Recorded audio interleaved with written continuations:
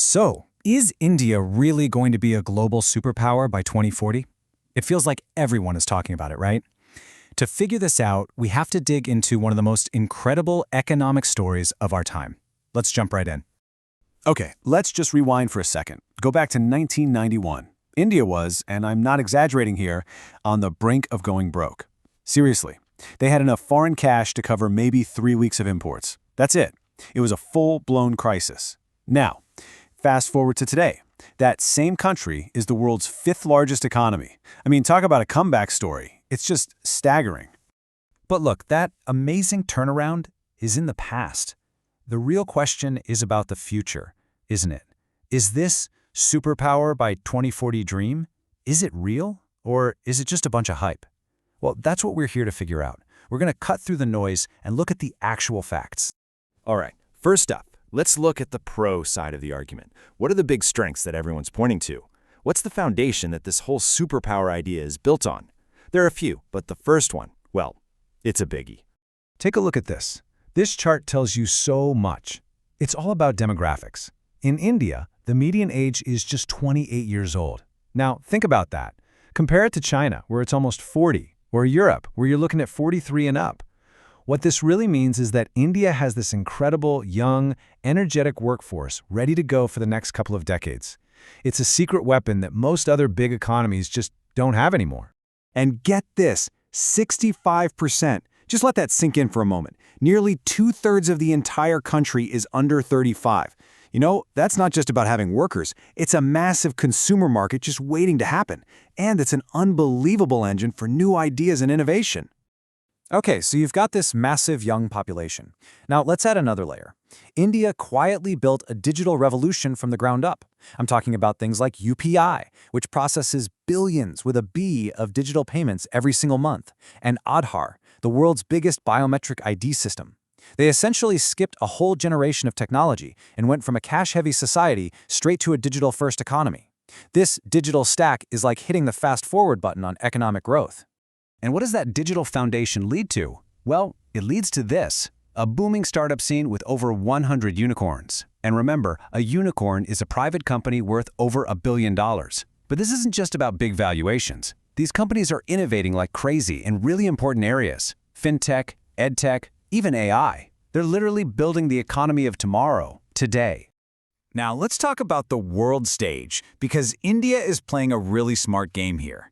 You've got the world kind of splitting into two camps, right? Team USA and Team China. But India, they're carving out their own path.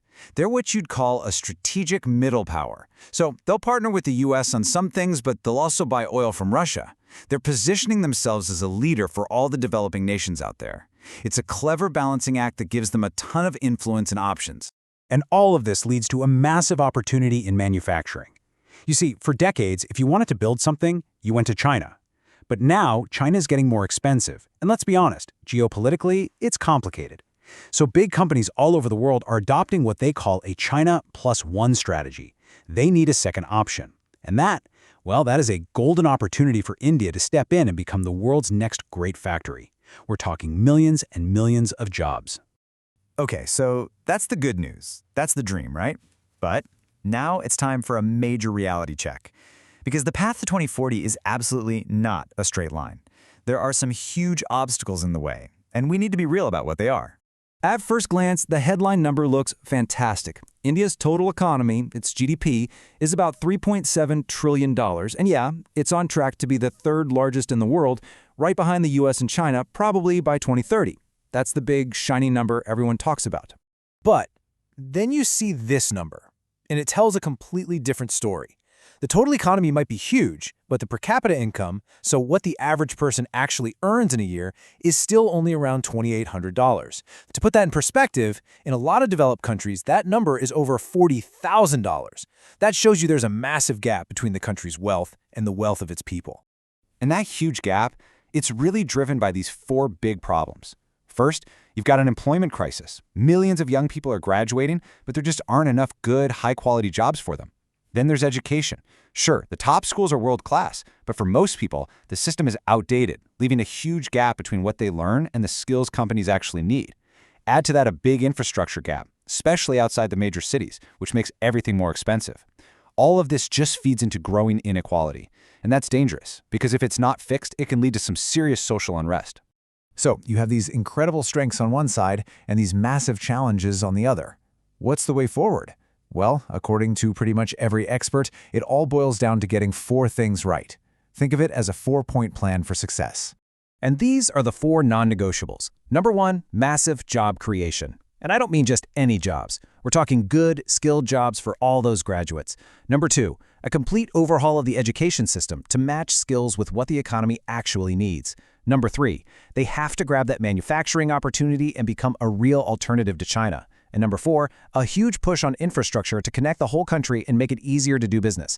If they can nail these 4 things, that superpower dream suddenly looks very, very real. So all of this brings us to a fork in the road. We're going to look at 2 very, very different futures that could be waiting for India in 2040. Because right now, the country is truly at a make-or-break moment. On one path, the superpower path, India pulls it off. By 2040, it's a top 3 global economy, a world leader in manufacturing, and a major voice on the world stage. But there's another path, the trap. This is where India gets stuck in what economists call the middle-income trap. Growth just stalls out.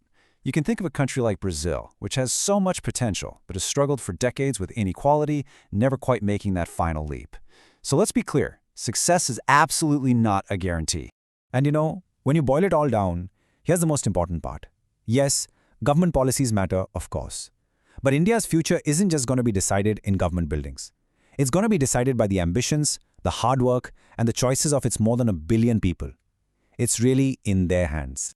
And so that leaves us with the one final massive question. The question isn't really, can India become a superpower? The potential is clearly there. The real question is it ready? Is the country, are its people, ready for what it's going to take? I'd love to know what you think.